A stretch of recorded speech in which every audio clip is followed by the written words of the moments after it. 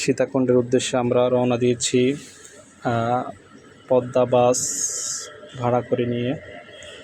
তো প্রায় আমরা 50 জনের মতো একই বাসে আমরা রওনা দিয়েছি। রাস্তা দিয়ে গাড়ি চলছে। তো চলতে চলতে আমরা গাড়িতে অনেক মজা করেছি, অনেক আনন্দ করেছি। পাশাপাশি আমরা এখন ভাটিয়ালি লেকের কাছে চলে এসেছি। সীতাকুণ্ডের ভাটিয়ালি লেক, এটা দেখতে অনেক সুন্দর। পাহাড়ের মানে নিচে এই জায়গাগুলো, চারপাশে পাহাড়, মাঝখানে এই জায়গাগুলো আপনারা দেখতে পাচ্ছেন যে ওইতে পাশে কিন্তু পাহাড়ের গাছপালাগুলো দেখা যাচ্ছে। তো এখানে এই লেকে আমরা চেয়েছিলাম নৌকা দিয়ে নামার জন্য, কিন্তু পরবর্তীতে ভয়ের কারণে আসলে নামা হয়নি।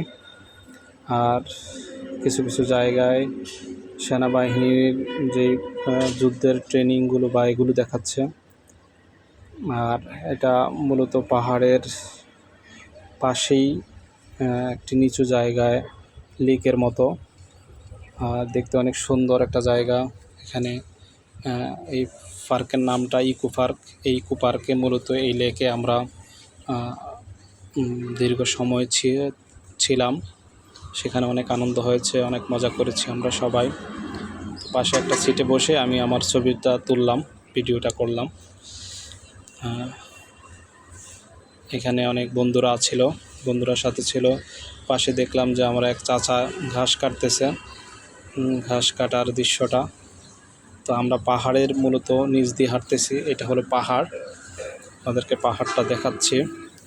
তো এই পাহাড়ের পাশ দিয়ে আমরা হাঁটতেছি আর লেকের দৃশ্যটা আপনাদেরকে দেখাচ্ছি।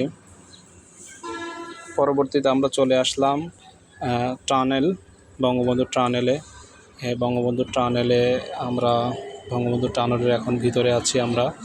আপনারা দেখতেছেন আমরা বঙ্গবন্ধু টানেল থেকে বেরিয়ে আসতেছি। তো আসলে বঙ্গবন্ধু টানেলটা ভিতরে অনেক গরম, এয়ার কন্ডিশন থাকার কারণে অনেক ভালোই লাগছে। তো আমরা এই বঙ্গবন্ধু টানেল থেকে বের হচ্ছি। আসলে অনেক সুন্দর লাগছে যে বঙ্গবন্ধু টানেল আমাদের বাংলাদেশে এমন একটা জায়গা বা এমন একটা পরিবেশ হবে, সেটা আমাদের অনেক ভালোই লাগছে বঙ্গবন্ধু টানেলটা।